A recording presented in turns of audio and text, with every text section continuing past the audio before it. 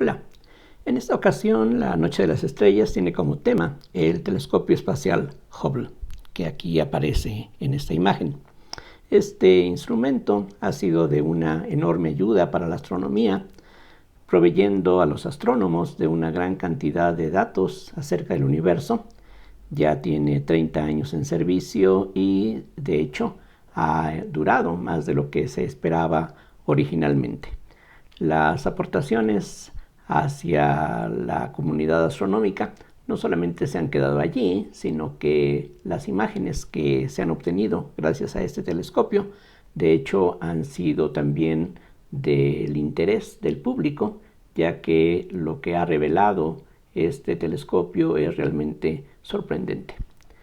La posibilidad de poner en órbita un telescopio que, aunque es pequeño en comparación con los telescopios que actualmente hay sobre la superficie terrestre, al estar fuera de la atmósfera permite que funcione en forma continua y que la turbulencia, la absorción de la atmósfera no impida tener unas imágenes excelentes que han sido realmente de gran ayuda en la astronomía.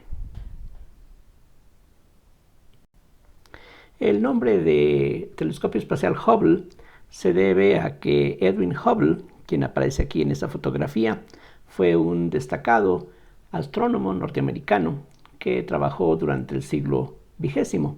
De hecho, las contribuciones de Hubble son importantísimas en la astronomía moderna y, en cierta forma,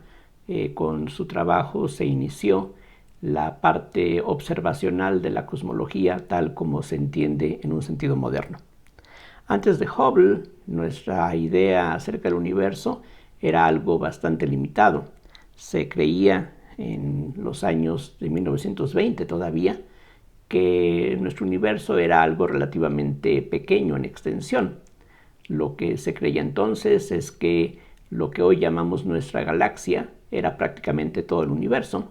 y aunque ya desde la antigüedad se conocían en el cielo algunas pequeñas manchas luminosas, no se sabía mucho acerca de su naturaleza.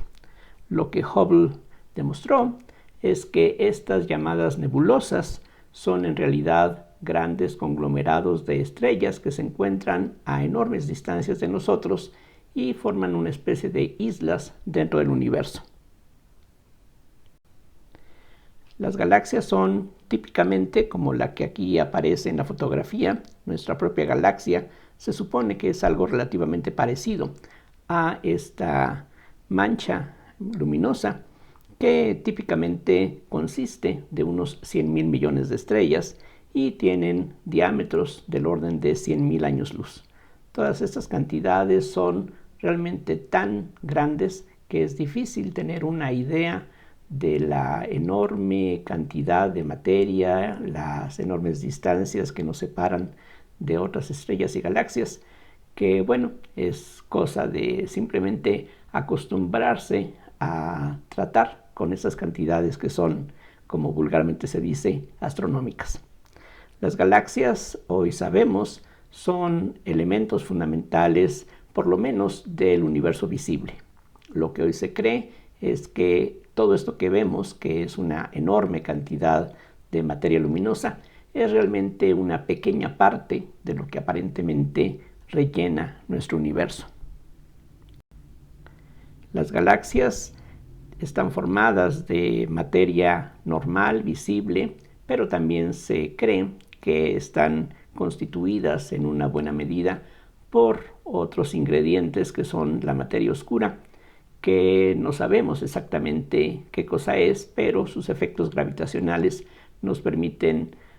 adivinar que se encuentra por allí. De hecho, el llamarla materia oscura quizá no sea un nombre del todo apropiado. Quizá sería un poquito más ilustrativo llamarle materia transparente o materia invisible, porque eso es lo que es. Hoy lo que sabemos acerca del universo es no solamente que es mucho más vasto de lo que se imaginaba la gente hace unos 100 años, sino que, como descubrió Hubble, el universo se encuentra en expansión. Y precisamente lo que Hubble hizo fue tratar de determinar la manera en que las galaxias se alejan unas de las otras. Lo que hoy se conoce como la ley de Hubble es el hecho de que la velocidad con la que se alejan las galaxias, por ejemplo de la nuestra, es algo que crece con la distancia. Una galaxia que esté al doble de distancia de nosotros que otra, se aleja de nosotros con el doble de la velocidad de alejamiento de la más cercana. Esta propiedad, que puede parecer curiosa a primera vista, es de hecho algo muy natural que se puede entender en términos geométricos. De hecho, desde 1915, Einstein estableció lo que hoy llamamos la teoría de la relatividad general, y de acuerdo con esa teoría, el universo tiene que estar en expansión o en contracción, pero no puede estar en forma estática. Lo que hoy sabemos acerca del universo es que es algo realmente muy vasto. Por lo menos el universo visible se encuentra o llega hasta distancias del orden de 5.000 millones de años luz o más. Recordemos que un año luz es la distancia que recorre la luz en un año, lo cual es otra vez una cantidad enorme. Hay que tomar en cuenta que la velocidad de la luz es aproximadamente 300.000 kilómetros por segundo. Entonces ya podremos quizá o quizá no darnos una idea de lo enorme que son las distancias que nos separan de otros objetos. Como decía, Einstein allá por 1915 estableció una teoría de la gravitación que vino a sustituir la que Newton estableció en los años de 1680. Una diferencia muy importante entre la teoría de Einstein y la teoría de Newton es que la teoría de Einstein tiene un carácter geométrico. De acuerdo con esta teoría, entendemos la expansión del universo justamente como una expansión del espacio mismo. Las estrellas, las galaxias se encuentran incrustadas en el espacio y este es el que se está expandiendo a medida que pasa el tiempo. Originalmente, cuando Einstein propuso la llamada teoría de la relatividad general, él y la mayoría de sus contemporáneos no creían que el universo estuviera en expansión, sino más bien se inclinaban por pensar en un universo estático, lo cual suena bastante extraño porque la fuerza gravitacional tiene un carácter atractivo. En la misma ley de Newton de la gravitación, lo que uno esperaría es que si uno tiene un conjunto de estrellas o de cualquier conjunto de otros objetos, simplemente por su atracción gravitacional, si los imaginamos quietos en algún momento, la atracción haría que chocaran hacia un punto en común. Así es de que no resulta difícil el sospechar que el universo no puede estar estático, y eso fue justamente lo que en la década de los años de 1920 Hubble y otros astrónomos descubrieron en forma observacional. El universo se expande y de hecho lo que hoy sabemos desde hace unos 20 años es que la velocidad de expansión se vuelve cada vez más rápida. El saber la forma como se expande el universo, o más precisamente la velocidad con la que lo hace, es algo muy importante porque a partir de allí se puede, entre otras cosas, deducir la edad del universo. Es decir, si el universo que vemos se está expandiendo, entonces podemos imaginar que en el pasado todas las galaxias estaban comprimidas en alguna pequeña región del universo, y eso es lo que llamamos la gran explosión. Hoy se admite en forma amplia que en nuestro universo comenzó hace unos 13.800 millones de años con una gran explosión que fue un fenómeno realmente extraordinario. Las temperaturas, las presiones a las que se encontraba la materia tuvieron que ser enormes, y hoy en día podemos todavía ver los efectos de esa gran explosión. Una de esas manifestaciones es lo que se llama la radiación de fondo cósmica,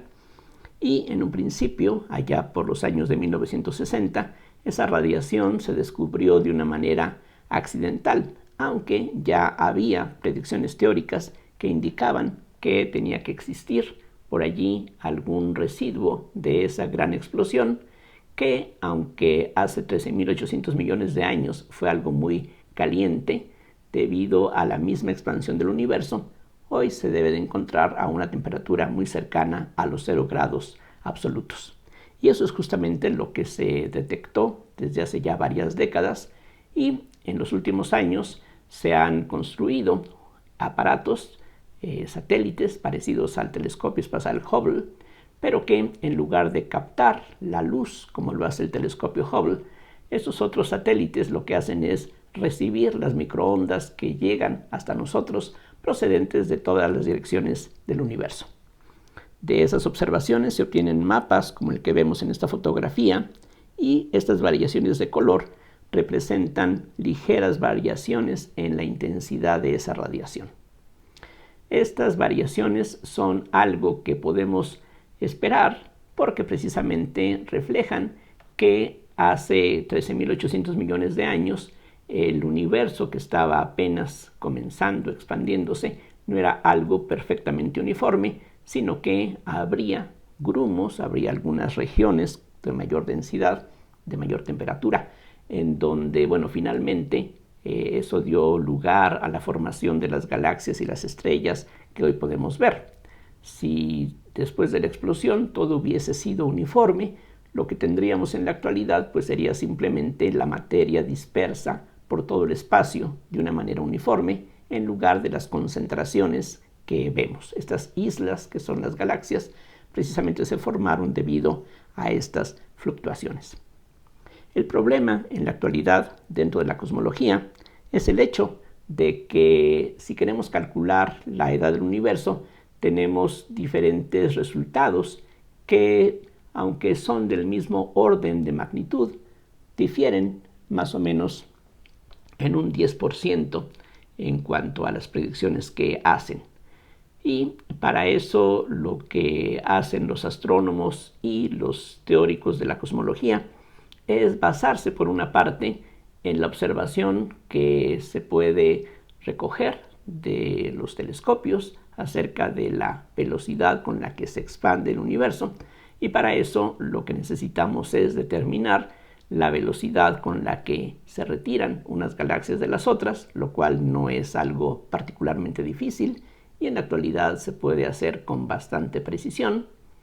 La parte difícil allí es saber qué tan lejos se encuentra alguna galaxia de nosotros. El problema es que no podemos medir en forma directa esas distancias, y eso entonces ha introducido una serie de incertidumbres acerca de los resultados que se obtienen de esa manera. El problema, por ejemplo, hace algunas décadas, es que aparentemente el universo era más joven que la Tierra. La Tierra, según sabemos de las investigaciones geológicas, tiene que tener aproximadamente 4.500 millones de años, lo cual se deduce de la abundancia de los elementos radioactivos que hay en la corteza terrestre. Mientras que hace muchas décadas se estimaba que el universo se expandía muy rápidamente, y si eso era así, querría decir que el universo era relativamente joven y aparentemente mucho más joven que la Tierra, lo cual entonces sonaba bastante extraño. Hoy en día los números ya encajan mejor. Como mencionaba, de las observaciones astronómicas se llega a esta cifra de 13.800 millones de años para la edad del universo, mientras que la Tierra tendría una tercera parte de esa edad, lo cual ya suena bastante más aceptable. El problema es que de las imágenes como la que vemos en esta transparencia, se puede tener una fotografía instantánea de lo que era el universo más o menos a los 400.000 años de su edad. Es decir, antes de los 400.000 años posteriores a la gran explosión, la materia y la radiación estaban unidos de una forma prácticamente inseparable, pero aproximadamente 400.000 años después de la gran explosión, la radiación se pudo separar de la materia, y lo que estamos viendo en esta fotografía es algo así como una fotografía instantánea de lo que existía en aquella época. Y de las observaciones que aquí se pueden obtener, podemos darnos una idea de las variaciones de densidad que tenía el material del cual posteriormente se formaron las galaxias y las estrellas que ahora vemos. El problema es que a partir de esas observaciones se deduce utilizando los modelos acerca del campo gravitacional, acerca de las partículas elementales, se obtiene un resultado distinto para la velocidad de expansión del universo que el que se encuentra a partir de las observaciones astronómicas, que, como decía, tienen el inconveniente de requerir estimar la distancia a otras galaxias, lo cual no es sencillo y ha sufrido grandes cambios en las últimas décadas. Así pues, en la actualidad hay un conflicto entre las observaciones que se hacen directamente a partir de, por ejemplo, observar supernovas en otras galaxias, y las observaciones que se hacen mediante estos satélites que captan las microondas. Si uno lo mezcla con los resultados teóricos conocidos, pues se obtiene una discrepancia que con el tiempo se ha venido haciendo cada vez más marcada. Es decir, lo que se ha logrado en las últimas épocas es cada vez tener una mejor precisión o más confianza en lo que se calcula, y eso hace que las cifras obtenidas por un método y otro se mantengan bastante distantes, como para que se pueda explicar simplemente como un error de alguna observación o de alguna apreciación. Así es de que la cosmología actual se encuentra en un punto que muchos llaman una crisis, porque pues no parece poderse conciliar, y lo que va a ser muy interesante en el futuro cercano es llegar a explicar por qué se obtienen resultados que son algo diferentes. La diferencia no es grande, decía, es del orden de un 10%, pero en este punto es algo que no se puede simplemente aceptar y estar conformes con esa diferencia.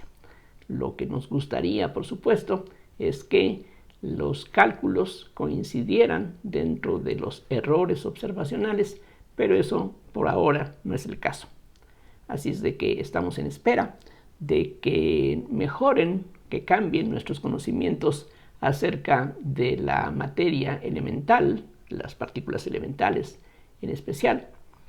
o que tengamos alguna forma más confiable de medir las distancias a otras galaxias. Cualquiera que sea la solución a este conflicto, que esperamos que se dé en algún momento, va a ser muy interesante por lo que puede revelar acerca ya sea de nuestra imagen del universo o de las teorías que hemos venido empleando, que probablemente requieran alguna modificación.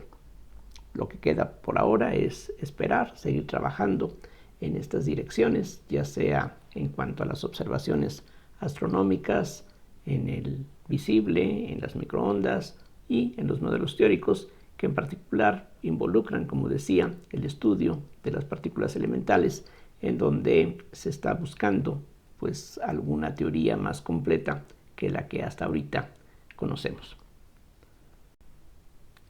Quiero terminar agradeciendo la invitación de los organizadores de esta Noche de las Estrellas para dar esta plática, y a todos ustedes por la atención brindada. Gracias.